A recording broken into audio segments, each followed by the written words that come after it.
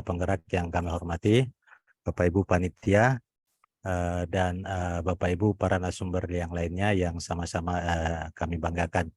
Alhamdulillah pada kesempatan siang hari ini kita bersama-sama masih diperkumpulkan oleh Allah Subhanahu wa taala, Tuhan yang Maha Esa, dalam rangka mengikuti workshop atau bimbingan teknis tentang penyusunan kurikulum operasional satuan pendidikan yang nanti akan dilanjutkan dengan proyek penguatan profil pelajar Pancasila. Bapak Ibu yang kami hormati, mungkin untuk efektivitas waktu kita saya bisa langsung saja. Jadi seperti yang telah mungkin Bapak Ibu baca bersama-sama ya, lewat panduan yang sudah dikeluarkan oleh Pusat Kurikulum dan Pembelajaran tentang panduan penyusunan kurikulum operasional satuan pendidikan, mungkin kita sudah banyak mendapat gambaran, dibarengi juga dengan praktek-praktek yang kita sudah lakukan, baik di satuan pendidikan yang tempat di mana kita bekerja ataupun satuan pendidikan di mana kita mendampingi atau kita berbagi. Di situ kita sudah sering mendengarkan istilah kurikulum operasional satuan pendidikan. Dan bagaimana cara menyusunnya itu kita tidak terlepas ya daripada yang namanya prinsip-prinsip pengembangan kurikulum operasional satuan pendidikan. Artinya ketika prinsip-prinsip ini kita sudah jalankan, ketika prinsip ini kita sudah laksanakan dengan baik dan benar, insya Allah apa yang kita kerjakan dalam konteks penyusunan KOSP kita itu sudah sah adanya. Sah dalam artian kata memang sesuai dengan regulasi ataupun panduan yang sudah ditetapkan. Yaitu yang pertama, KOSP itu pada prinsipnya itu berpusat pada peserta didik. Jadi apapun yang Bapak Ibu buat itu semata-mata tujuannya itu adalah untuk kepentingan peserta didik, memenuhi keragaman potensi kebutuhan perkembangan belajar peserta didik, kepentingan peserta didik, dan juga profil pelajar Pancasila sebagai rujukan pada semua tahapan dalam penyusunan kurikulum operasional satuan pendidikan. Jadi satu kata kunci pada prinsip itu berpusat pada peserta didik. Jadi apapun yang kita usahakan selalu peserta didiklah yang selalu mendasari, atau kepentingan peserta didik yang mendasari semua upaya-upaya kita yang kita lakukan dalam konteks penyusunan kurikulum operasional satuan pendidikan. Prinsip yang kedua Bapak Ibu itu kontekstual ya, artinya memang berbasis kondisi satuan pendidikan, berbasis daerah, kondisi daerah, dan berbasis kebutuhan peserta didik. Jadi kontekstual dalam hal ini adalah sesuatu yang sangat konteks dalam konteks sosial budaya dan lingkungan di mana satuan pendidikan itu berada. Dan yang prinsip yang ketiga Bapak Ibu itu esensial ya, artinya Bapak Ibu semua unsur informasi yang penting itulah yang kita tuangkan dalam kurikulum operasional satuan pendidikan. Banyak hal-hal yang kita temukan pada KTSP atau kurikulum operasional satuan pendidikan kita pada yang menggunakan kurikulum terdahulu itu tidak esensial. Mengapa dikatakan tidak esensial? Karena itu tidak dikerjakan secara langsung, itu hanya sebatas preferensi, rujukan, atau mungkin sebatas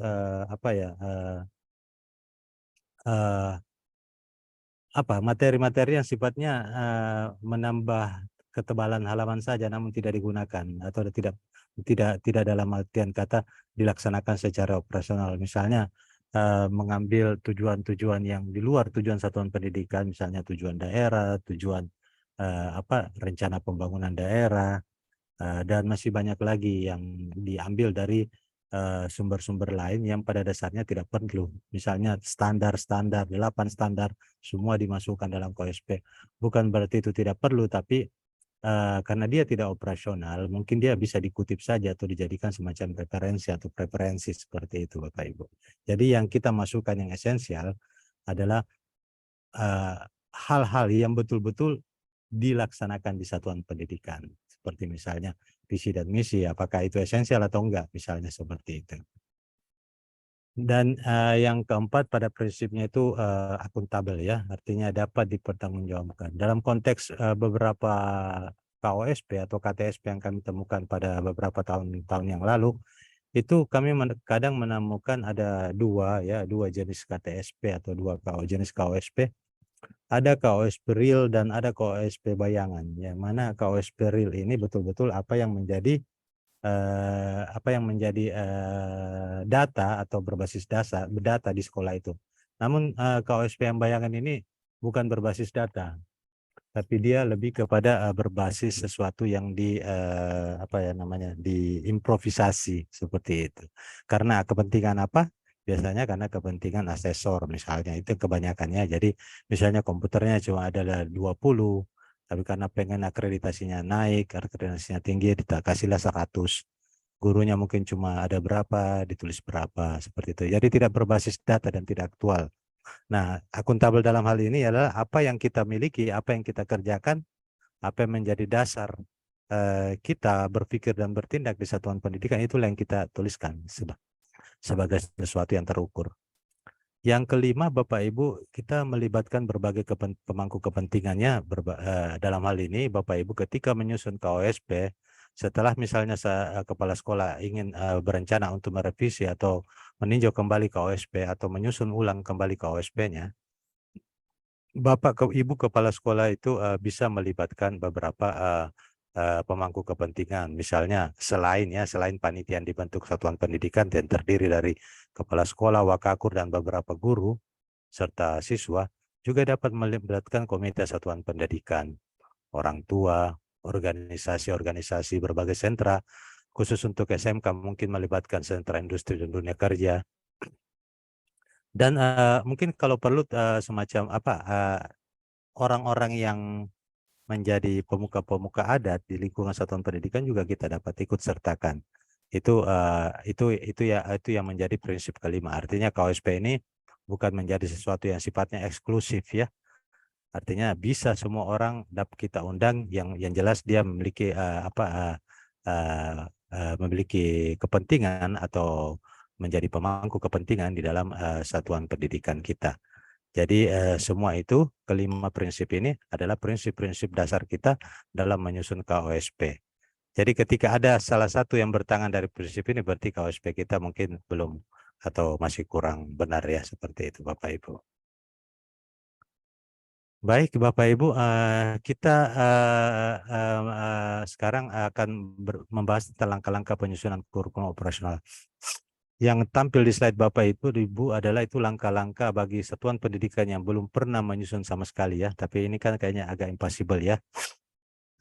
Mengingat kecuali baru sekolah itu baru potong tumpeng kemarin ya. Mungkin bisa saja dia baru menyusun KOSP. Tapi kalau sekolah-sekolah yang existing yang ada saat sekarang itu, mereka pasti sudah punya KTSP, minimal sudah pernah bikin, atau paling minimalnya pun hanya sebatas copy paste dari KOSP yang lama. Itu paling minim banget. Meskipun juga kita temukan beberapa KTSP itu copy paste, tapi setidaknya mereka masih ada upaya untuk mengadakan kurikulum operasional satuan pendidikan. Tapi itu terjadi di tahun-tahun yang lama ya. Di zaman sekarang, di saat-saat sekarang 1, 2, 3 tahun terakhir ini sudah tidak seperti itu. Sekarang satuan pendidikan sudah lebih kreatif dalam rangka mengembangkan kurikulum dan proses pendidikan di satuan pendidikan masing-masing. Baik Bapak Ibu, untuk langkah-langkah penyusunan KOSP atau peninjauan KOSP, itu yang pertama tetap Bapak Ibu melakukan yang namanya analisis konteks. Jadi analisis konteks yang Bapak Ibu sudah miliki misalnya pada saat penyusunan KOSP atau KTSP terdahulu, itu boleh Bapak Ibu perbarui. Artinya kan tidak mungkin data yang lama itu masih relevan atau masih ekuivalen dengan data yang ada saat sekarang. Bisa saja sudah berubah. Kondisi di lingkungan sekitar juga bisa berubah. Yang tadinya di sini menggunakan misalnya kontekstualisasi pertanian, tapi karena dia sudah sangat dalam 1 dekade misalnya dia daerahnya terjadi perubahan yang signifikan menjadi sebuah kota kecil, bisa saja menjadi kewirausahaan. Jadi segala sesuatu dalam analisis konteks kemarin itu bisa kita perbarui. Yang kedua, kita tinjau kembali visi misinya masih relevan apa enggak. Di zaman sekarang mungkin ada hal-hal yang sifatnya berubah dengan cepat, ada sifatnya yang sangat dinamis. Apa itu? misalnya teknologi seperti itu. Nah, apakah kita ingin mengadopsi atau mengadaptasi teknologi dalam konteks perumusan visi misi dan tujuan kita, supaya anak-anak kita itu tidak sekedar pintar di pengetahuan, bagus di sikap, tetapi juga mungkin kita juga ingin mengupgrade teknologinya. Itu juga bisa menjadi salah satu reason untuk melakukan peninjauan visi misi dan tujuan kalau misalnya perlu, dan itu sangat memungkinkan ya, dan tidak ada waktu yang khusus ketika Bapak Ibu ingin meninjau visi misi dan tujuan. Kalau memang sangat urgent, bisa besok pun Bapak Ibu bisa melakukan seperti itu. Jadi KOSP ini dinamis. Kemudian Bapak Ibu tinjau kembali pengorganisasian pembelajarannya ya. Dalam pengorganisasian pembelajaran ini kita berbicara tentang bagaimana beban belajar, mata pelajaran apa saja yang digabung atau diorganisasikan dalam sebuah struktur kurikulum. Itu dan di dalam pengorganisasian pembelajaran ini juga kita akan membahas atau menuliskan tentang P5 dan juga tentang ekstrakurikuler. Jadi di dalam pengorganisasian pembelajaran ini ada 3 subpoin ya yang kita tuliskan, ada intra, kokur, dan ekstrakurikuler. Kokur itu lebih apa? Kalau kokur yang sekarang kita itu asosiasikan ke proyek penguatan profil pelajar Pancasila ya. Seperti itu Bapak Ibu. Dan yang keempat, penyusunan rencana pembelajaran. Di dalam penyusunan rencana pembelajaran ini kita ada dua subkomponen di dalamnya, yaitu perencanaan pembelajaran lingkup satuan pendidikan yang biasa kita kenal dengan ATP ya. Saya tidak perlu lagi menjelaskan alur tujuan pembelajaran karena ini sekolah penggerak. Ini sudah pasti sesuatu yang lumrah atau sudah umum didengar Bapak Ibu.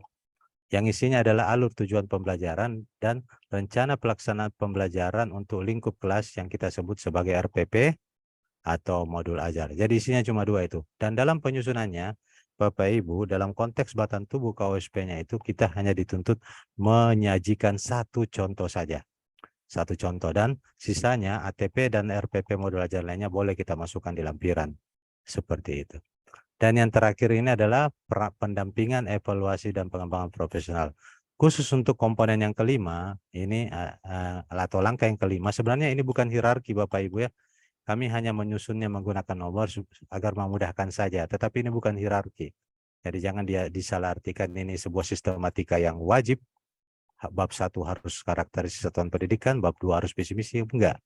Kami hanya membantu Bapak Ibu untuk mengalurkannya saja, tetapi sistematika dan format ditentukan oleh satuan pendidikan. Khusus untuk komponen kelima ini sifatnya tidak wajib ya. Artinya boleh Bapak Ibu menuangkan dalam KOSP-nya, boleh juga enggak. Seperti itu. Ini di sini evaluasi dilakukan, ini contoh saja Bapak Ibu ya. Evaluasi jangka panjang itu 4-5 tahun, evaluasi jangka pendek itu semester per tahun. Bahkan dalam perencanaan pembelajaran evaluasinya itu bahkan bisa per hari. Seperti itu. Misalnya kita menemukan di dalam RPP dan modul ajar kita yang tidak relevan atau menyalahi sesuatu yang sangat fundamental, misalnya menyalahi konstitusi atau ada hal-hal yang sifatnya sara, itu bisa cepat kita perbaiki. Atau misalnya juga RPP kita tujuan model pembelajaran yang kita adaptasi kurang cocok dipakai pada saat kita mengajar kemarin, itu untuk pengajaran minggu berikutnya kita jangan pakai itu, boleh langsung dirubah. Jadi itu kan tetap melakukan evaluasi atau tetap melakukan perbaikan seperti itu. Bapak Ibu, kita akan coba membahas satu persatu dari komponen-komponen yang ada dalam KOSP itu. Yang pertama kita akan membahas tentang analisis karakteristik satuan pendidikan ya. Ini bukan menjadi sebuah komponen satu, artinya bukan menjadi bab 1 atau bagian 1, tapi boleh menjadi bagian atau bab keberapa saja. Dalam hal ini saya tuliskan seperti ini, kita tuliskan seperti ini untuk memudahkan saja. Jadi Bapak Ibu bisa mulai dari bagian 1 visi misi dulu, boleh silakan. Jadi bukan sebuah sistematika yang baku seperti itu. Baik Bapak Ibu, untuk analisis kesatuan pendidikan ini, Bapak Ibu, kita akan memperoleh gambaran tentang karakteristik satuan pendidikan kita. Minimal atau yang termasuk di dalamnya itu minimal ada gambaran karakteristik peserta didik.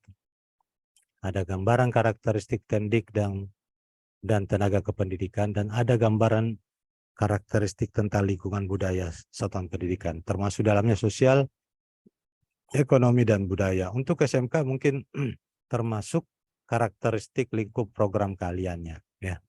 Jadi yang menjadi pembeda dia dengan SMK yang lain atau yang menjadi pembeda dia dengan SMA atau sekolah-sekolah yang sejenjang dengan dirinya, dengan SMK maksudnya. Ini minimal 3 komponen ini yang tercantum Bapak Ibu ya. Prinsip-prinsip analisis yang Bapak Ibu lakukan nanti ketika melakukan analisis karakter satuan pendidikan itu seperti yang kita sudah bahas tadi, itu juga dapat melibatkan perwakilan warga satuan pendidikan. Artinya siswa, guru itu boleh menjadi bagian daripada pelibatan dalam rangka melakukan analisis. Kita juga menggunakan data-data dalam situasi dan kondisi yang nyata, bukan data-data yang di-markup atau dikurangi ya, atau yang tidak faktual. Kita juga mengalokasikan waktu yang cukup lah untuk melakukan pengumpulan, pengorganisasian, analisis, serta dokumentasi data. Ya itu sangat perlu kita siapkan waktu khusus ya, sehingga tidak mengganggu aktivitas proses pembelajaran. Memilah informasi yang relevan sampai dengan menyimpulkannya untuk mengembangkan strategi atau solusi. Jadi data-data yang kita pilih dalam analisis konteks tersebut adalah data-data yang betul-betul mendukung tercapaian tujuan daripada satuan pendidikan tersebut. Ada beberapa cara ya yang Bapak Ibu bisa lakukan dalam mengumpulkan informasi dalam konteks analisis konteks yang Bapak Ibu lakukan. Boleh Bapak Ibu menggunakan kuesioner, wawancara, boleh juga FGD, observasi, dan juga rapor pendidikan. Ini bisa juga dijadikan sebagai satu preferensi untuk menyusun kurikulum operasional satuan pendidikan kita. Pada level numerasi sekolah kita sudah di tahap apa, pada level literasi sekolah kita di tahap apa, seperti itu. Boleh dijadikan rujukannya. Dalam skala daerah, sekolah kita dalam posisi seperti apa, atau pada skala nasional, sekolah kita pada level apa. Baik Bapak, itu singkat saja, jadi tidak terlalu banyak yang kita lakukan dalam karakter satuan pendidikan. Jadi itu bisa dikerjakan dalam 3-5 halaman pun udah cukup ya, udah selesai. Jadi KOSP kita ini nggak mengejar jumlah ketebalan halaman lagi, jadi betul-betul yang operasional. Bahkan nanti KOSP kita ini bisa jadi ada di pos satpam di depan, ada di meja-meja guru, ada di ruang tamu, ada di ruang tunggu. Jadi KOSP ini bukan sesuatu yang sifatnya eksklusif lagi yang ada di lemari kepala sekolah. Bisa ada di pos satpam. Jadi setiap orang bisa juga ada di meja-meja makan setiap rumah orang tua peserta didik kita. Jadi kalau mereka pengen tahu apa yang terjadi di satuan pendidikan kita, mereka bisa baca KOSP kita. Jadi bukan lagi sesuatu yang eksklusif. Ketika kita bertemu dengan beberapa guru di lapangan, misalnya di lapangan di dalam lingkungan sekolah, kadang kita bertemu misalnya guru PJOK misalnya. Saya biasa bertemu dengan guru PJOK di tengah lapangan basket. Saya tanya, Bapak pernah melihat KTSP sekolah ini? Nggak pernah katanya Pak, tapi tahu kan? Tahu. Tapi nggak pernah lihat, nggak pernah baca, boro-boro baca, lihat juga nggak pernah katanya. Jadi seperti itu Bapak Ibu. Jadi diharapkan kurikulum operasional bukan lagi sesuatu yang sifatnya eksklusif dan hanya beberapa orang saja yang tahu. Karakteristik komponen yang kedua, kita akan bicara visi misi ya. Visi misi itu adalah gambaran harapan seluruh warga satuan pendidikan. Jadi ketika untuk mengukur visi itu kita bisa mengasosiasikan apakah ini memang sudah menjadi harapan seluruh warga satuan pendidikan. Apakah visi sudah menjadi tujuan besar yang ingin dicapai satuan pendidikan? Apakah visi sudah berpusat pada peserta didik? Ini menjadi tolak ukur atau kita menjadi semacam ukuran untuk mengetahui apakah visi itu sudah available atau sudah layak, seperti itu. Yang kedua itu misi. Misi ini menyatakan hal-hal apa saja yang perlu kita lakukan untuk mencapai visi tersebut. Jadi ketika menyusun misi itu harus disusun berdasarkan salah satu aspek dalam visi tersebut. Jadi ukurannya ketika ada visi, nanti ada terjemahannya atau ada ukurannya atau ada indikatornya yang kita sebut sebagai misi. Jadi jangan sampai kita bikin visi, pas kita lihat misinya tidak ada ukuran misi yang mengantarkan visi tersebut. Berarti visi itu adalah abstrak. Jadi misi adalah menyatakan hal-hal yang perlu dilakukan untuk mencapai visi. Jadi jika ingin mencapai visi, misalnya visinya mandiri, apa yang harus dilakukan untuk mencapai visi mandiri tersebut? Demikian juga tujuan satuan pendidikan ya. Tujuan satuan pendidikan adalah hal aksi yang perlu dilakukan untuk mencapai misi. Jadi dia seperti indikator dan subindikator. Jadi ketika kita membaca tujuan satuan pendidikan, apakah dia sudah mencantol atau mengait terkait dengan salah satu misi. Itu semua perlu kita lihat ya. Dan apakah tujuan akhir dari kurikulum satuan pendidikan ini juga berdampak kepada peserta didik misalnya.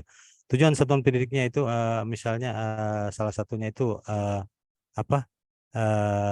menjadikan peserta didik yang berakhlak mulia atau memiliki iptak, biasanya seperti itu, ilmu pengetahuan dan takwa. Tapi kenyataannya lulusan-lulusan satuan pendidikan itu sepertinya atau rata-rata seperti peserta didik yang tidak memiliki agama atau kurang berakhlak. Berarti visi misi atau tujuannya itu belum tercapai atau tujuan satuan pendidikan belum tercapai. Bapak Ibu, ini komponen ketiga. Jadi dalam komponen kedua tadi visi misi dan tujuan itu digambarkan secara lugas saja. Tidak perlu terlalu banyak format atau sistematika. Yang penting pada dasarnya indikasi atau kriteria penyusunannya itu sudah tepat. Jadi nggak banyak-banyak halaman juga di komponen kedua itu ya. Paling juga 2-3 halaman udah jadi. Jadi tidak perlu lagi kita akan jadi dalam KOSP ini kita tidak akan melihat lagi KOSP atau KTSP yang setebal satu rim. Kan kebanyakan yang kita lihat di satuan pendidikan masih seperti itu ya. Komponen yang ketiga itu pengorganisasian pembelajaran. Dalam pengorganisasian pembelajaran Bapak Ibu seperti yang saya sampaikan tadi, isinya ada 3 ya, intra, kokur, dan eskul. Kokur ini biasa kita asosiasikan dengan P5 ya. Nah, seperti itu. Kalau di dalam intrakurikuler itu kita akan menyusun semacam pengorganisasian pembelajaran, mulai beban belajar dan muatan-muatan kurikulum seperti mata pelajaran itu akan ada di dalam intrakurikuler. Proyek penguatan profil pelajar Pancasila atau kokurikuler itu adalah bagaimana kita mengorganisasikan proyek-proyek apa saja yang dikerjakan selama 1, 2, atau 3 tahun atau sepanjang proses pendidikan di satuan pendidikan itu atau di jenjang pendidikan itu. Dan untuk ekstrakurikuler seperti biasa, Bapak Ibu hanya menuliskan tentang ekstrakurikuler apa saja yang ada di satuan pendidikan itu. Jadi dalam pengorganisasian pembelajaran isinya cuma 3 ini, intra, kokur, dan eskul. Bapak Ibu, ada hal yang penting dalam konteks menyusun pengorganisasian pembelajaran dalam konteks intrakurikuler ya, di struktur kurikulum kita. Mohon izin saya minum dulu.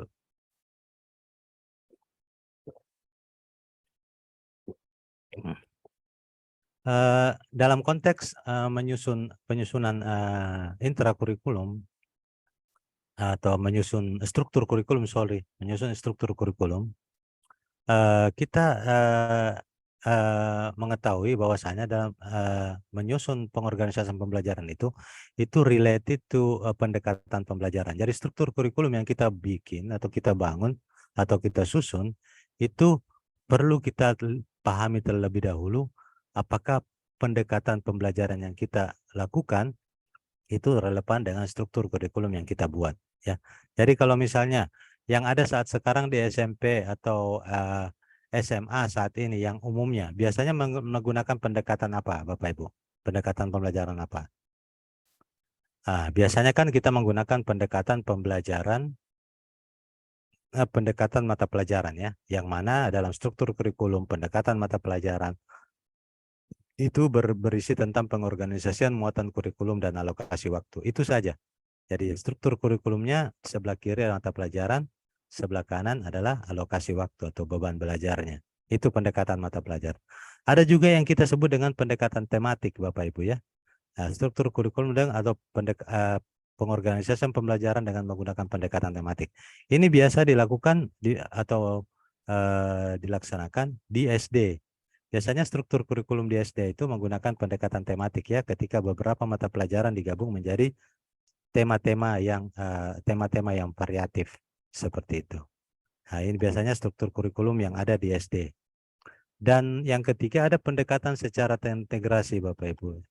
Pendekatan secara terintegrasi ketika Bapak Ibu menggabungkan konsep-konsep dan keterampilan tertentu dari mata pelajaran dan diajarkan secara kolaboratif seperti itu.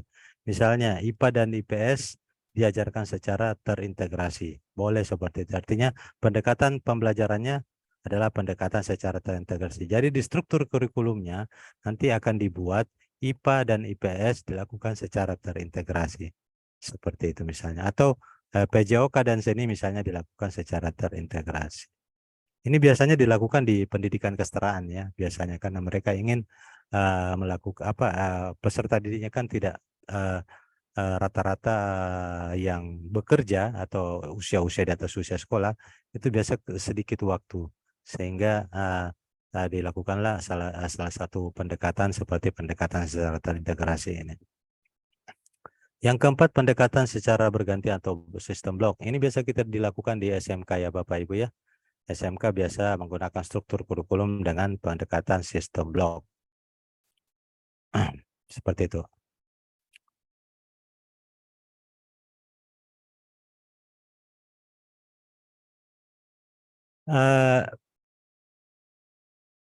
Komponen yang keempat, Bapak Ibu, ya, komponen yang keempat kita itu adalah komponen yang berbicara tentang perencanaan pembelajaran ya. Perencanaan pembelajaran. Perencanaan pembelajaran ini di KOSP kita akan dibuat menjadi dua subkomponen. Yang subkomponen yang pertama adalah perencanaan pembelajaran untuk ruang lingkup satuan pendidikan yang kita biasa sebut dengan ATP. Kalau kurikulum yang terdahulu biasa disebut silabus ya. Dan perencanaan pembelajaran untuk ruang lingkup kelas yang kita sebut sebagai RPP dan modul ajar. Nah, dalam hal ini Bapak Ibu dalam menyusun KOSP kita hanya dituntut untuk melampirkan satu contoh ATP dan satu contoh modul ajar yang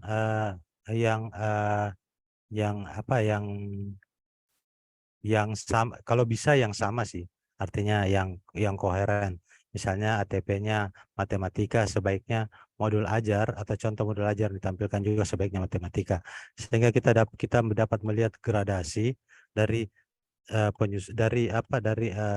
bagaimana satuan pendidikan itu memaknai yang namanya TP ATP, kemudian diturunkan menjadi perencanaan pembelajaran atau yang biasa kita sebut modul ajar atau RPP. Jadi kelihatan gradasinya. Sebaiknya seperti itu. Kalau misalnya ATP-nya Pancasila, sebaiknya modul ajarnya juga Pancasila. Nah, dalam hal ini kan satuan pendidikan sebelum menuliskan itu, satuan pendidikan dulu perlu memahami dulu apa yang disebut dengan capaian pembelajaran. Jadi tidak ujuk-ujuk memasukkan itu saja atau mengambil dari yang sudah disiapkan oleh pemerintah kemudian langsung memasukkan atau mengcopy paste bulat-bulat. Sebenarnya nggak salah juga. Tetapi dalam hal ini satuan pendidikan diharapkan dapat memahami dulu capaian pembelajaran seperti apa. Kemudian dari pemahaman itu mereka akan coba merumuskan tujuan pembelajaran. Kemudian tujuan pembelajaran sudah dirumuskan, kemudian dialurkan menjadi sebuah alur tujuan pembelajaran. Kemudian dari ATP yang sudah ada, dirancanglah pembelajarannya dalam bentuk modul ajar ataupun RPP.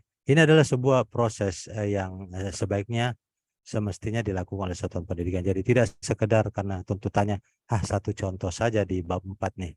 Satu contoh ATP, satu contoh modul ajar. Kebetulan pemerintah sudah menyiapkan dan tidak salah ketika Bapak Ibu mengadopsi atau mengadaptasi yang sudah disiapkan pemerintah, justru diarahkan bagi satuan pendidikan yang belum bisa menyusun, sebaiknya bisa melihat langsung atau mengadopsi atau mengadaptasi yang sudah disiapkan oleh pemerintah. Tapi sampai kapan kita sekedar mengadopsi seperti itu kan? Kita juga perlu pemahaman yang komprehensif tentang kurikulum yang kita pakai atau kita gunakan saat ini. Dan itu sangat substantif Bapak Ibu. Ini adalah komponen terakhir atau bisa dikatakan tidak wajib atau bisa dikatakan tidak terlalu esensial ya. Kalau pada prinsipnya tadi kalau kita baca prinsipnya salah satunya adalah esensial, maka 4 yang saya sebutkan di awal itu semuanya esensial. Kalau ini boleh Bapak Ibu memaknainya sebagai sesuatu yang esensial, boleh juga tidak. Jadi artinya boleh diadakan, boleh juga Bapak Ibu tidak adakan. Ini semacam sebuah siklus ya, mulai dari perencanaan, pelaksanaan, kemudian evaluasi. Ini Bapak Ibu prinsip-prinsip dalam melakukan evaluasi, nanti Bapak Ibu bisa baca sendiri ya di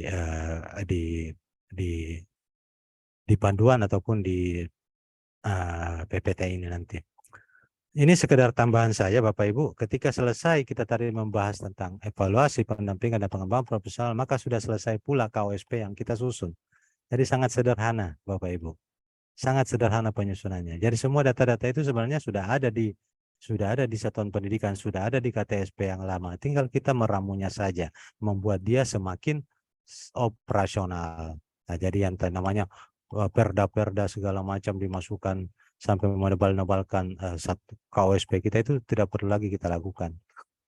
Jadi bisa jadi KOSP-nya cuma belasan halaman atau cuma puluhan halaman. Seperti itu. Nah, ini hanya materi tambahan saja Bapak Ibu, karena sering kita menemukan pertanyaan di lapangan yang mengatakan seperti ini. Apa kontekstualisasi kurikulum sekolah Anda? Apa kontekstualisasi kurikulum di level daerah? Apa kontekstualisasi kurikulum yang diadopsi sekolah Anda yang yang menjadi konteks daerah atau warna dari daerah tersebut. Ini seringkali kita dapat pertanyaan seperti itu. Kontekstualisasi kurikulum pada tingkat daerah itu seperti apa? Nah, Bapak Ibu juga mungkin pernah sering mendengar ya, ada yang namanya muatan lokal ya. Itu adalah kontekstualisasi salah satu dari sekian banyak kontekstualisasi kurikulum pada tingkat daerah. Nah, kalau melihat Undang-Undang Sisdiknas, maka kontekstualisasi ini merujuk kepada diversifikasi Bapak Ibu ya, diversifikasi kurikulum. Diversifikasi kurikulum itu ada 3 ya. Yang pertama, diversifikasi kurikulum yang berkaitan dengan jenis satuan pendidikannya. Nah, itu berdasarkan jenis satuan pendidikannya. Yang kedua berdasarkan potensi daerahnya. Yang ketiga berdasarkan bakat minat siswanya. Kalau berdasarkan satuan pendidikannya biasa kita temukan ada satuan-satuan pendidikan yang membedakan dirinya dalam hal pendidikan keagamaannya, ada juga pendidikan khususnya, kecakapan hidup. Ada juga yang pendidikan teknik atau kejuruan, itu adalah diversifikasi yang berkaitan dengan jenis satuan pendidikan. Misalnya kita temukan di satu daerah ada yang kita sebut dengan SDIT ya, Sekolah Dasar Islam Terpadu. Dia itu warna kurikulumnya ke agama, otomatis dia ada tambahan porsi kurikulum agama. Itu yang disebut sebagai diversifikasi kurikulum berkaitan dengan jenis. Dan masih banyak lagi diversifikasi kurikulum berkaitan dengan jenis satuan pendidikannya. Kedua, berdasarkan potensi daerah, misalnya SMP Negeri 1 SMP Negeri 1 Pangkep itu berada di pesisir. Dia otomatis kontekstualisasi kurikulumnya adalah diversifikasi kurikulum adalah maritim. Misalnya sekolah-sekolah yang ada di daerah Sukabumi, bukan Sukabumi yang dekat Pelabuhan Ratu ya, tapi Sukabumi yang di kota, misalnya dia ada agraris dan juga jasa niaga. Sekolah-sekolah di ibu kota besar seperti Jakarta, Medan, Surabaya, Bandung, itu biasanya diversifikasi kurikulumnya pada level daerah adalah jasa niaga atau kewirausahaan.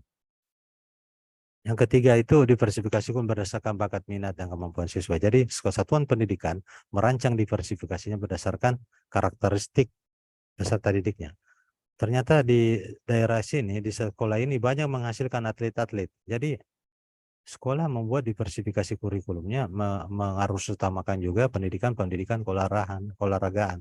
Oh, sekolah kita banyak yang tahfiz ya, banyak yang hafiz. Nah, oh, berarti ada nuansa kurikulum pendidikan agama yang ditingkatkan di satuan pendidikan itu. Jadi diversifikasinya disusun berdasarkan bakat minat siswa yang ada di daerah situ. Ya, seperti itu Bapak Ibu ya, potensi daerah. Jadi diversifikasi itu berdasarkan potensi daerah, sekolah, dan minatnya. Apa saja yang biasa satuan pendidikan lakukan dalam konteks diversifikasi kurikulum? Diversifikasi atau muatan kurikulum apa yang biasa dilakukan oleh satu atau diadaptasi oleh satuan pendidikan? Biasa kita mendengar muatan kurikulum adiwiyata ya Bapak Ibu ya. Biasa kita juga dengar ada muatan kurikulum HAM, bela negara, pengurangan risiko bencana, HIV/AIDS, kependudukan, pendidikan anti korupsi, dan lain sebagainya.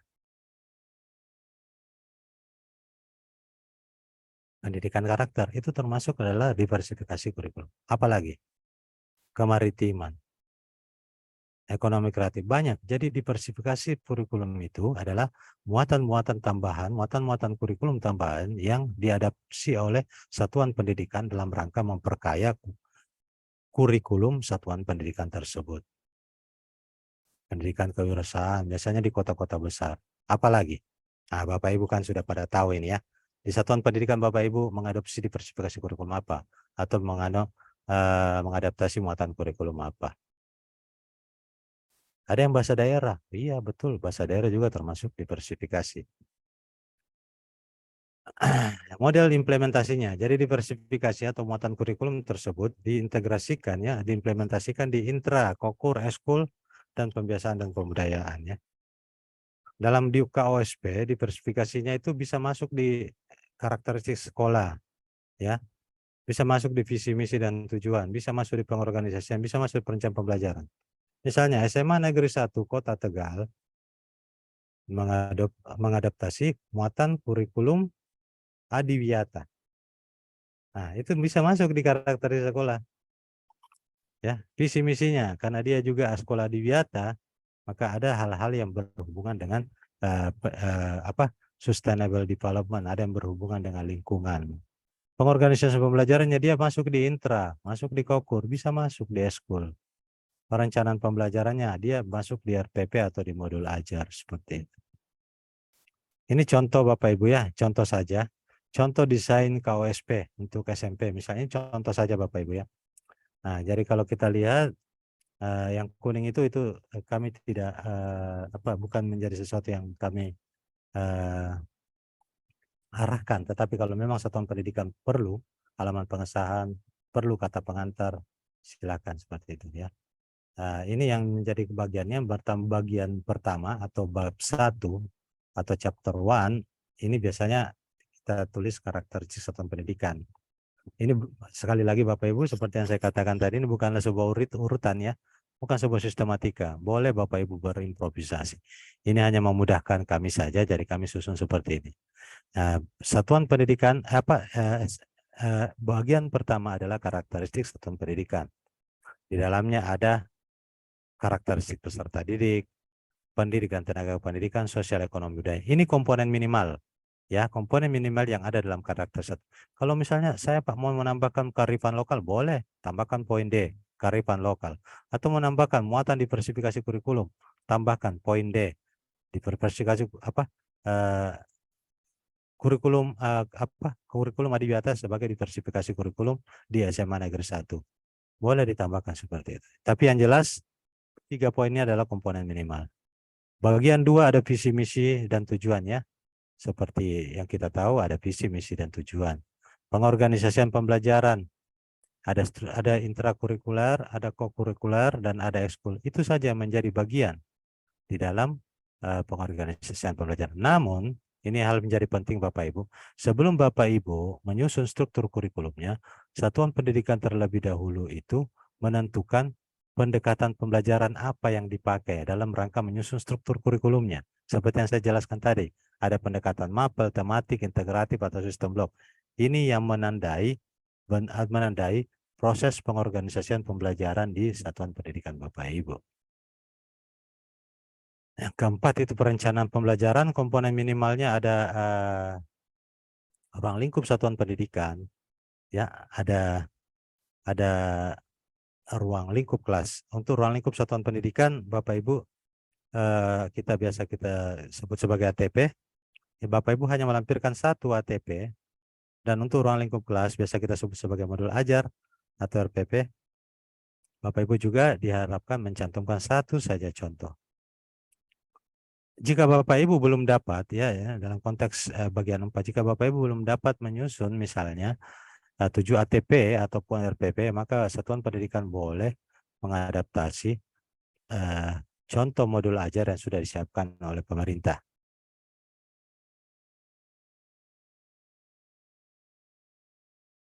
Seperti itu ya Bapak Ibu. Ini evaluasi pendampingan ya, ini karena boleh ada boleh enggak, jadi kami tuliskan saja, siapa tahu ada yang memang pengen melakukan hal pendampingan pengembangan profesional dan evaluasi di satuan pendidikannya, maka tidak salah juga mereka boleh menambahkan bab 5 atau bagian 5 dengan seperti ini. Kemudian ada lampiran-lampiran. Lampiran-lampiran ini Bapak Ibu boleh Bapak Ibu memasukkan semua ATP dari semua mata pelajaran dan semua modul ajar, semua mata pelajaran sebagai lampiran ya. Bapak Ibu juga menganggap, menurut kami yang esensial di 4 di atas itu masih ada yang lebih esensial, masih ada yang esensial selain itu, misalnya RKS, kalender pendidikan, sistematika kenaikan kelas, sistematika lulus, boleh Bapak Ibu silakan masukkan. Boleh masukkan sebagai tambahan di komponen esensial di atas, boleh juga Bapak Ibu tambahkan di bagian lampiran saja. Baik Bapak Ibu, demikian itu sekilas tentang kebijakan dan panduan tentang kurikulum operasional di satuan pendidikan. Dan segala macam kebijakan, panduan serta regulasi Bapak Ibu dapat akses di kurikulum.kemdikbud.go.id. Mungkin demikian yang dapat saya sampaikan. Kurang lebihnya mohon dimaafkan. Nanti kalau untuk menggali informasi lebih dalam, sebaiknya dapat kita lakukan lewat diskusi atau mungkin sharing pengalaman tentang apa yang sudah kita temui selama ini dan kita laksanakan selama ini. Jika ada hal yang kurang berkenan, saya mohon dimaafkan. Kurang lebihnya mohon dimaafkan. Wassalamualaikum warahmatullahi wabarakatuh. Waalaikumsalam warahmatullahi wabarakatuh. Terima kasih Pak Yusri paparan materinya. Ini Ya, karena sudah banyak pertanyaan nih Pak, saya akan membacakan dulu pertanyaan dari peserta. Sementara untuk yang raise hand, para peserta mohon maaf saya akan kumpulkan di akhir ya Bapak dan Ibu. Ini yang pertama dari Ibu Ajeng Safitri. Bagaimana membatasi prinsip kontekstual dalam pengembangan KWSP jika beberapa sekolah pada jenjang yang sama berada pada lokasi yang tidak terlalu jauh, atau misalkan sekolah yang didirikan sebuah yayasan dengan beberapa jenjang. Apakah bisa juga KOSP-nya sama? Bagaimana Pak Yusri? Ya, yang membedakan dengan sekolah-sekolah terdekat di satuan pendidikan kita ya, misalnya enggak 1 kilometer atau enggak ratusan meter ada sekolah yang sama jenjang dengan kita, misalnya SMP. Itu apa yang warnai pasti berbeda lah. Artinya dari segi karakteristik peserta didiknya pasti berbeda.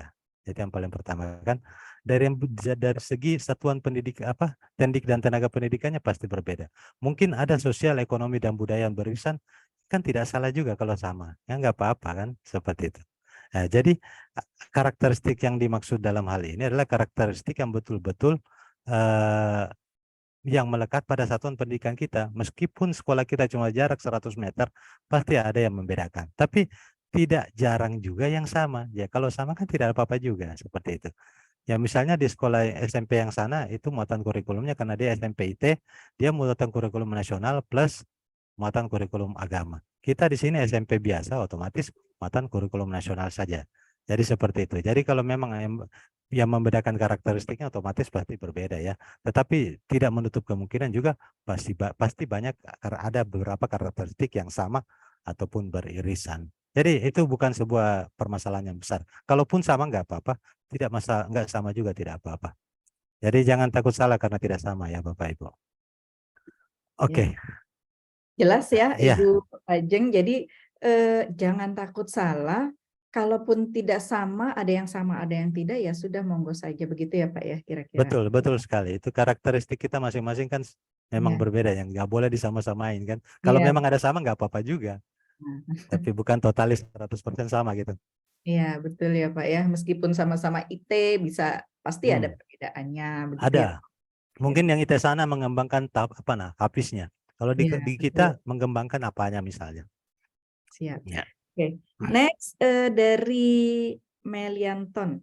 Apakah sekolah yang baru tahun ini melaksanakan IKM kelas 1 dan 4 harus menyusun 2 kurikulum, yaitu kurikulum Merdeka dan K13? Apakah masih dalam satu dokumen atau terpisah? Ya, ini kemarin juga sudah kita diskusikan dengan pimpinan. Jadi pimpinan mengasih rambu-rambu. Silakan kalau Bapak Ibu mau bikin 2 kurikulum. Silakan Bapak Ibu kalau mau bikin satu satu KT kurikulum 2013, satu kurikulum Merdeka. Silakan, boleh dibebaskan saja.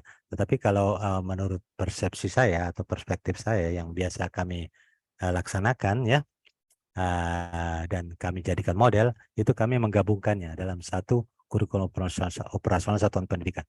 Jadi Bapak Ibu tidak ribet lagi membaca 2 kurikulum atau mengantongi 2 kurikulum. Ini yang menjadi pilihan satuan pendidikan. Boleh Bapak Ibu gabung, boleh juga Bapak Ibu buat sendiri-sendiri. Yang mana enaknya saja. Kalau saya sih secara pribadi enaknya kalau digabung. Secara pribadi saya nggak mengarahkan untuk bukan menginformasikan sebagai sesuatu yang direkomendasikan oleh kementerian, tidak. Tetapi saya secara pribadi enaknya digabung. Kalau kementerian bilangnya boleh bikin 2, boleh bikin 1. Gitu. Gitu Jadi ya, Ibu. sebetulnya Ya. sesuai ini aja ya Pak ya, Sesuai kesepakatan ya, sekolahnya kesepakatan aja begitu ya. sekolahnya aja. Yang mana Mhm. yang lebih mudah dan tidak memberatkan dari sisi administrasi aja. Gitu. Gitu ya, Bapak atau Ibu Mehlianton, ini juga dengan Bapak dan Ibu yang lain jika punya pertanyaan yang serupa, sudah jelas tadi ya, diserahkan kembali ke sekolah dan timnya. Selanjutnya, bolehkah KOSP diintervensi oleh Dinas Pendidikan dengan menambah beberapa konten atau program seperti kebencanaan, anti korupsi, dan lain-lain? Ya, itu bukan diintervensi namanya. Itu namanya satuan pendidikan memilih jika memang sesuai dengan karakteristik satuan pendidikan atau daerahnya. Misalnya kebencanaan. Pemda atau Dinas Pendidikan sudah mencanangkan bahwasanya kita ini berada di lokasi gempa, misalnya di Cianjur kan. Jadi diversifikasi kurikulum yang dipilih oleh satuan Dinas Pendidikan adalah kebencanaan. Ya, mungkin karena kita berada dalam satu lokasi yang sering terjadi bencana, maka satuan pendidikan juga mau tidak mau turut mengadaptasi muatan kurikulum itu. Jadi tergantung kebutuhan satuan pendidikan kita. Misalnya meskipun ada, karena diversifikasi kurikulum itu dibawa ke satu daerah yang memang cocok dengan konteks daerah tersebut. Tidak mungkin diversifikasi dibawa ke sebuah daerah yang tidak cocok dengan konteks daerah tersebut. Misalnya kurikulum tentang pendidikan lalu lintas dibawa ke tengah pedalaman Papua, itu kan nggak kontekstual namanya seperti itu ya. Misalnya kemaritiman dibawa masuk ke Cianjur, nggak mungkin lah. Nggak mungkin. Jadi setiap diversifikasi kurikulum itu dibawa ke sebuah daerah itu yang cocok dengan konteks tersebut. Jadi dalam hal ini boleh satuan pendidikan terima itu sebagai diversifikasi kurikulum. Itu memperkaya kurikulum kita, jangan dianggap sebagai beban. Itu memperkaya kurikulum kita. Jadi kita punya warna kurikulum. Selain kurikulum nasional, kita juga mengadaptasi muatan kurikulum kebencanaan. Itu bukan menjadi sebuah beban ya Bapak Ibu ya. Justru memperkaya kurikulum kita. Jadi jangan dianggap muatan-muatan itu membebani, tapi justru memperkaya kurikulum kita, menambah pengetahuan dan wawasan peserta didik kita tentang kebencanaan misalnya, tentang eh, reproduksi, sistem reproduksi, tentang nafsa, tentang HAM, tentang kemaritiman, tentang kewirausahaan, tentang banyak diversifikasi. Seperti itu. Jadi jangan dianggap beban. Kalaupun satu dinas mengarahkan untuk itu, ya sudah kita ikuti saja karena memang itu menjadi bagian daripada kontekstualisasi dari daerah kita. Tidak mungkin SMA Dinas Pendidikan Cianjur mengamanatkan kontekstualisasi atau diversifikasi kemaritiman di semua sekolah di Cianjur. Itu enggak kontekstual namanya, ya kan? Orang di atas gunung kalau diajarin dikontekstualisasi. Ya biasanya kan kalau di daerah Jawa Barat biasanya kan kependudukan ya. Bagaimana apa istilahnya kita cerdas dalam hal memaknai pertumbuhan penduduk, populasi manusia seperti itu kan di Jawa Barat kan, dan khususnya Jawa Barat dan Jawa Timur tingkat kepadatan penduduknya sangat tinggi seperti itu.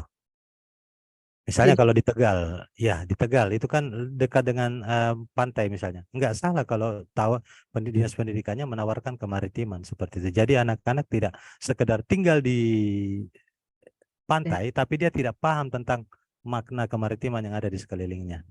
Seperti itu.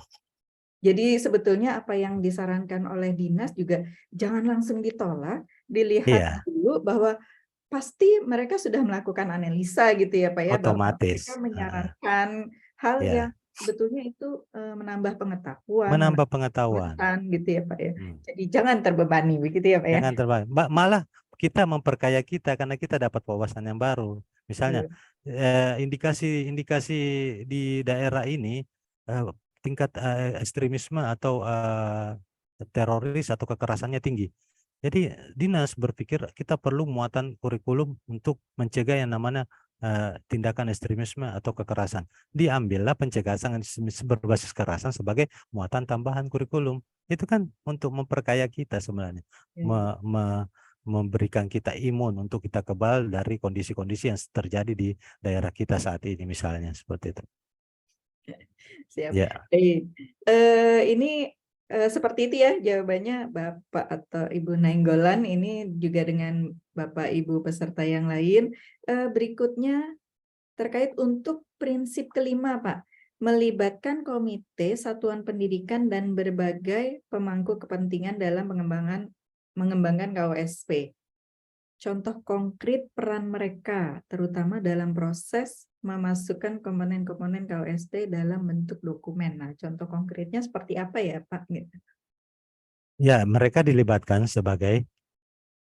bisa jadi sebagai sampel dalam melakukan analisis konteks. Mereka bisa kita ajak ke FGD, mereka kita bisa sebarkan kuesioner, mereka juga bisa kita ajak berdiskusi. Dalam rangka apa? Apa sih yang diinginkan mereka selaku orang tua? Apa sih keinginan mereka yang mau kita capai di satuan pendidikan itu? Itu semuanya dapat kita ajak dalam konteks seperti itu. Nah, dalam konteks perencanaan pembelajaran mungkin tidak, pengorganisasian pembelajaran mungkin tidak, tetapi mungkin dalam konteks analisis karakteristik satuan pendidikan mereka dapat dilibatkan atau diikutsertakan. Jadi pelibatan mereka itu sesuai dengan apa yang menjadi apa yang menjadi dukungan mereka atau kontribusi mereka. Kalau misalnya kontribusi mereka dalam konteks ini kita ingin menggali harapan atau cita-cita satuan pendidikan yang diwakili oleh harapan-harapan mereka, boleh kita jadikan sebagai sampel, boleh kita jadikan sebagai peserta FGD, boleh kita jadikan bagikan kuesioner kepada mereka. Jadi kita punya dasar. Jadi pelibatan mereka itu bukan berarti dilibatkan duduk bareng dalam menyusun KOSP, tidak juga seperti itu. Jadi pelibatan mereka itu disesuaikan dengan perannya masing-masing saja. Kalau guru, ya bisa saja bisa kita libatkan langsung atau dinas pada saat kita menyusun KOSP itu secara bersama-sama. Tapi kalau orang tua mungkin bisa dalam konteks mengambil data atau jadi pelibatannya itu macam-macam. Seperti itu, Bu. Sesuai dengan kebutuhannya saja. Sesuai dengan kebutuhan gitu ya.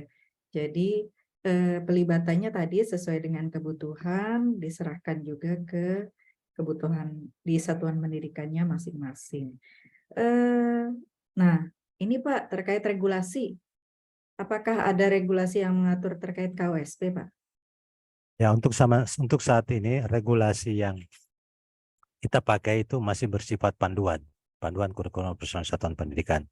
Jadi jika kurikulum operasional satuan pendidikan yang menggunakan kurikulum merdeka itu mengacu pada regulasi panduan ya. Tetapi K13 itu masih sama, K 2013 itu masih sama, regulasinya masih Permendikbud nomor 61 tahun 2014. Oke. Ya, dalam konteks kurikulum merdeka, regulasinya itu adalah panduan KOSP ya, panduan penyusunan KOSP. Panduan KOSP. Iya. Pak, Jadi ini ada otomatis nanti ketika semua kurikulum, ketika kurikulum mereka menjadi kurikulum nasional, maka otomatis semuanya menggunakan panduan KOSP dalam menyusun KOSP-nya. ini ada di webnya kurikulum nggak ya Pak yang terkait? Ada, Ya. semua panduan ada, semua regulasi ada, kurikulum merdeka ada, semua contoh-contoh modul aja ada. Baik Bapak dan Ibu peserta para FSP, ini panduan KWSP sudah ada di kurikulum, regulasinya juga ada. Silahkan nanti Bapak dan Ibu pelajari lebih lanjut melalui websitenya kurikulum ya. Ya, itu tadi di slide terakhir saya itu kan link Oh, ada ya. ya linknya ya Pak ya. Iya, link. Siap, terima kasih Pak. Wah, ini kalau di KTSP ada dokumen 1, 2, 3, 2 dan 3 berisi silabus dan RPP. Kalau di KOSP, bagian mana modul ajar atau RPP dimasukkan? Gimana tadi pertanyaan berisi silabus yang dipertanyakan pada KOSP di bagian mana modul Nah, ajar? Oh, itu tadi di perencanaan di pembelajaran perencanaan, ruang lingkup kelas. perencanaan pembelajaran ruang lingkup kelas. Kan di perencanaan pembelajaran atau bagian perencanaan pembelajaran itu dibagi menjadi dua subkomponen. Komponen pertama itu adalah komponen perencanaan pembelajaran ruang lingkup satuan pendidikan yang kita sebut sebagai ATP atau kurikulum terdahulu menyebutnya sebagai silabus. Kalau di ruang perencanaan pembelajaran ruang lingkup kelas itu yang kita sebut modul ajar. Nah, modul ajar ini diminta mengajukan satu contoh modul ajar aja di bagian keempat ini. Nah, tapi bukan berarti guru-guru yang lain tidak bikin modul ajar. Bagi yang mau bikin bisa bikin. Bagi yang misalnya cuma bisa bikinnya RPP ya bikin RPP. Itu bisa dimasukkan di bagian lampiran. Di lampiran ya Pak ya. Iya. Tetapi satu contoh ATP dan modul ajar masuk di batang tubuh KOSP kita di bagian bab 4 atau poin 4. Jadi poin. Baik. Jelas ya Pak Dirman. Kemudian dokumen apa yang harus dipersiapkan oleh sekolah dalam melaksanakan evaluasi kurikulum jangka pendek dan jangka panjang yang sesuai dengan standar evaluasi? Ya, dokumen KOSP itu sendiri dan instrumen-instrumen evaluasinya, alat-alat evaluasinya. Itu saja. Dokumen KOSP dan alat evaluasi ya. Ya, dalam bentuk instrumen misalnya atau alat kuesioner atau apapun yang dipakai untuk melakukan pengukuran atau melakukan evaluasi terhadap dokumen KOSP ini. Itu semua adalah dokumen yang disiapkan. Karena di KOSP juga sudah lengkap ya Pak ya kan tadi di perencanaan pembelajaran di satuan pendidikan sudah ada silabus, otomatis dokumen gitu ya Pak. Misalnya silabus di kelas ada modul ajar, ada RPP gitu ya Pak. Berarti itu siapkan aja deh dokumen ya, KOSP-nya ada lampirannya. ada di dalam lampiran ya. Iya. Dari Ibu Lani, dampingan membuat KWSP per tahun. Setiap tahun ajaran baru membuat baru karena karakteristik anak didik berbeda setiap tahun. Jika dikaitkan dengan langkah-langkah peninjauan dan revisi KOSP, terlihat di slide ada evaluasi jangka panjang 4-5 tahun dalam hal karakteristik satuan pendidikan visi misi. Mengapa tidak sesuai? Ini maksudnya gimana? Ini gimana? Saya juga agak bingung. Oke, ini Setiap tahun ajaran baru membuat baru karena karakteristik anak didik peserta berbeda tiap tahun. Automatically kita harus memperbarui karakteristik peserta didik kita tiap tahun ya, itu automatically. Nah, sementara tadi katanya contohnya itu jangka panjang 4-5 tahun ya gitu. Dan termasuk karakteristik itu kan saya bilang contoh saja. Contoh itu 4-5 tahun itu untuk the whole the whole komponen esensial itu 1 sampai 5 itu. Nah, tetapi seperti yang saya katakan tadi, bahkan jika besok pagi Bapak Ibu merasa visi misinya sudah berubah, besok pagi visi misinya boleh dirubah, apalagi cuma karakteristik. Ya. Tetapi kalau karakteristik kan itu memang seperti yang Ibu katakan, memang benar, tiap tahun karakteristik pasti berbeda. Yung jelas ada yang keluar, ada yang masuk, pastilah. Kalau satuan pendidikannya memang itu-itu saja, makanya kan dari sisi visi mungkin ya Pak ya bisa sama, tapi misi bisa berbeda karena tadi Bisa. karakteristik peserta didiknya kan yang Iya, berbeda. bisa. Tiap tahun dilakukan analisis itu bisa jadi. Karena tiap tahun ada yang masuk, ada yang keluar. Baik, begitu ya Ibu Lani, semoga dapat dipahami. Baik, ini berapa ya? Satu slide lagi mungkin ya pertanyaan. Saya khawatir nih banyak yang raise hand, nanti banyak yang tanya langsung Pak. Jadi Nggak kita apa-apa. dihabiskan dulu ini dari Pak Johan Sepangkat. Izin Pak, seperti penjelasan Bapak bahwa format tadi tidak baku. Artinya tidak harus berurutan sistematikanya dalam urutan komponen. Mohon dijelaskan kembali bagaimana hal ini bisa terjadi jika misalnya komponen pendampingan evaluasi ditulis di awal atau bab 1. Ya, jangan diartikan seperti itu juga. Ya, kalau menurut Bapak evaluasi ya itu menurut Bapak bisa nggak begitu? Kalau nggak bisa ya itu juga kami nggak menyarankan seperti itu. Jadi artinya kami cuma tidak mau membuat sesuatu yang paten, Iya. baku, template. Jadi seolah-olah kayak ini template, ini waku, di mana merdekanya gitu kan. Nah, kalau menurut Bapak, evaluasi di 41 kalau rasional menurut Bapak, monggo aja. Tapi kami nggak menyarankan demikian. Kami membantu aja mengurutkan 1 dan 3 karena itu menurut kami urutan yang logis. Jadi sebetulnya tinggal analisis kembali di Ya, satuan satuan pendidikan ya Pak pendidikan ya. melakukan analisis ya. Kami takutnya kalau itu paten, maksudnya itu ini harus begini bab 1. Jadi seolah-olah kayak template kan, sama lagi dengan KTSP yang kemarin kan. Iya. Nggak ada merdekanya. Tapi kan itu bukan sekedar merdeka, kita juga merdeka dengan logika ya. Artinya tetap semuanya menggunakan rasional.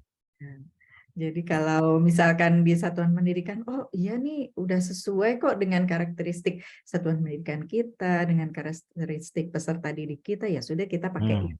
Tapi misalkan, oh ini di bab 1-nya, kita evaluasinya nantilah di bab berapa gitu ya, tapi di awal kita apa, begitu ya Pak ya? Ya, boleh. Jadi mengajak semua komponen di satuan pendidikan itu untuk sama-sama yuk kita sama-sama menganalisis, memikirkan sesuai dengan kebutuhan. Begitu ya Pak ya? Baik. Huzaifah, apakah wajib ada ekskul untuk PAUD? Ekstrakurikuler. Iya Pak, Ya, ekstra. tidak wajib juga ya. Namanya juga Tidak, ekstra ya Pak? namanya ekstra. Di PAUD. Apalagi PAUD begitu ya, apalagi Iya. PAUD. Jadi ini tidak wajib ada ekstrakurikuler untuk jenjang PAUD. Dari Pak Adnan, mohon penjelasan bagaimana formulasi yang kita jadikan dasar jika kita mulai dari visi dan misi. Setelah itu baru mendeskripsikan karakteristik satuan pendidikan. Gimana pertanyaannya? Bagaimana formulasi yang kita jadikan dasar jika kita mulai dari visi dan misi, baru kemudian mendeskripsikan karakteristik satuan pendidikan. Ya gimana ceritanya itu? Otomatis visi dan misi itu kan dibangun berdasarkan hasil satuan pendidikan. Nah, Sama yang pertanyaannya nomor 9 tadi itu. Kalau menurut Bapak nggak logis, jangan lakukan seperti itu. iya. Nah, kami hanya membantu mengurutkan biar lebih logis saja.